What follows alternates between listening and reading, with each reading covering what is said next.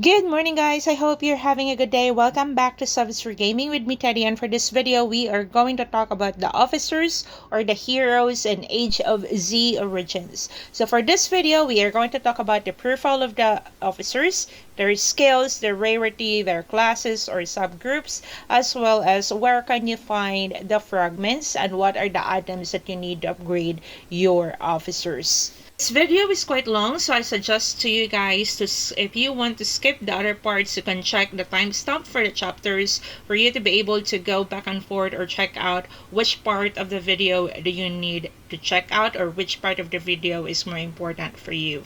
And at the same time, you can skip the other parts for this one if you are already familiar with the information. Right, so the first one is the rarity of the officers. So pretty similar to other games in Age of Z Origins, there are also three different grading for the heroes. These are the purple, the blue, as well as the green one, or you can call it the rare, the epic, as well as the legendary, but it's pretty easy for them to just call it purple, blue, and green. So of course, the green has the lower stats, the blue ones will be the middle, and then the best heroes to collect are the purple ones, or the heroes for you to focus on if you are going to play Age of Z are the purple heroes.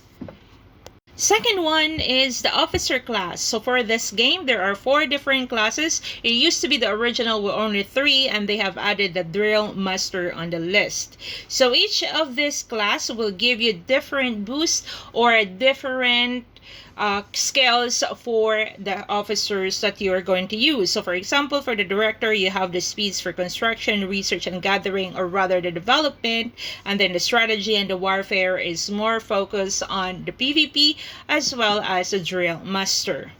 Alright, so the next one is to familiarize your heroes. So if you are going to go to the screen of your heroes, the top one will be your officer name, and then your officer power, as well as the if you max out, or the highest star for this is level 6, but once you open level 5 stars, you have an automatic additional skills, or the ultimate skill rather for example, if you are playing MMO, this is the equivalent of that.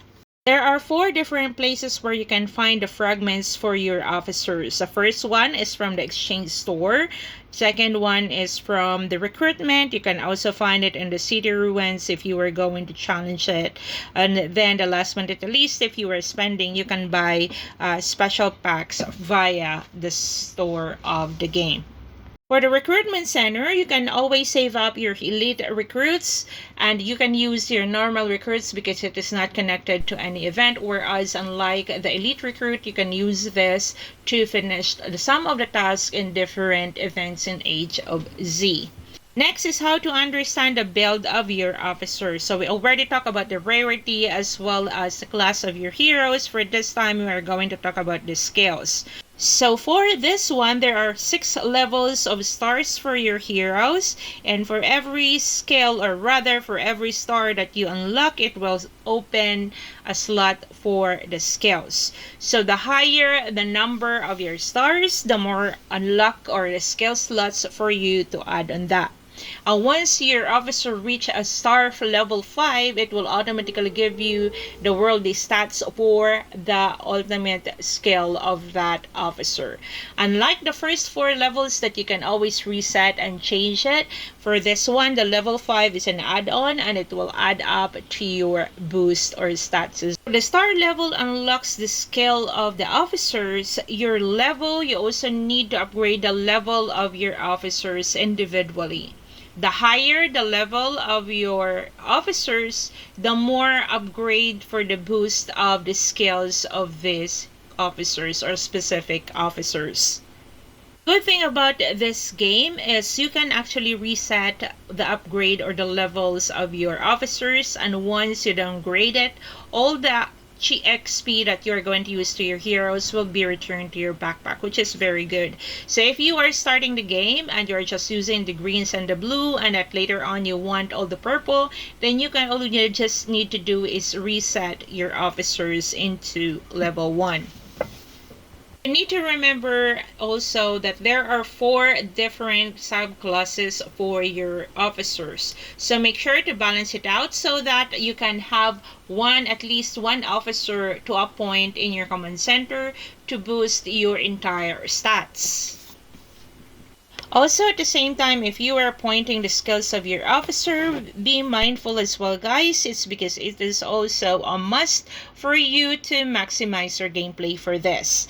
Next one is your officer skills. So aside from the star level as well as the level of your officers, the skills of your heroes, or rather your officers, needs to be upgraded as well. At the same time, appointing your officers in your command station will also give you a boost in your battle power and at the same time your own stats. So how are you going to appoint your officers? You just need to go to your command center and check out all the list of your skills. You can also manage this. The green ones, it means that they are being added to the officers, and the red ones are the available ones. You can always forget this, and if you like, for example, if you missed your build and you want to change it, you can always forget, and all the items that you use to upgrade the skills will return automatically to your backpack.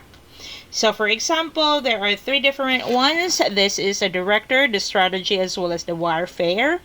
All you gotta do is decide if which of these heroes needs to go first or be added to your command center. For that, all their boosts will also reflect to your stats. So those heroes that are not added or appointed in your command centers will not take effect. Only the stats of those that are being appointed in your command center are the ones that will be going to use in your stats, be it PvP or killing monsters in the wilderness or other events. The number of the officers that you can appoint per class is dependent on the officer level of your settlement or your officer level, guys. So for me, I am level 29 for my officer and I have a few unlocked. So the higher the level of your officer, the more heroes you can appoint in there. So for the strategy as well as the director as well as a trail master, you can only appoint up to 2, whereas for the PvP or the warfare, you can assign up to 6 of your heroes. Alright, so that's it for today, guys, and for the first part of this video. If I forgot some information about the heroes, for example, what are the heroes that you are going to be using if you are going to attack a settlement or during other events like the capital, and at the same time if you are going to attack the monsters, I will be doing another video for that one. Alright, so the last part of this video will be me showing you the 100 spin for the normal recruit that I am going to do here on this video. So that's it for today, guys, and see you on my next video. And if you want to play this Age of Z Origins and you want to support me, you can click the download link on the description box below. Have a good day, guys, and happy Sunday to one and all.